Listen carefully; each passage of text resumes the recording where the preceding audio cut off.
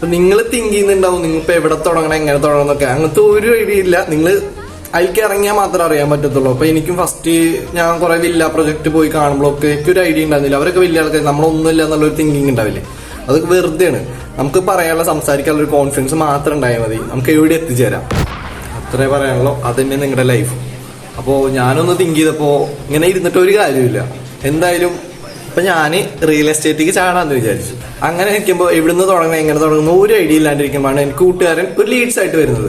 അപ്പൊ അതിന്റെ പിന്നാലെ പോയി ലാസ്റ്റ് കുറെ ബയേഴ്സും സെല്ലേഴ്സിനേക്ക് കിട്ടി.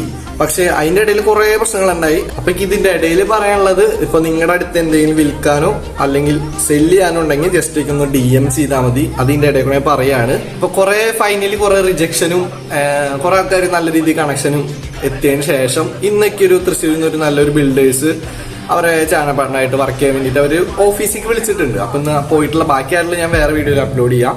ഓക്കെ.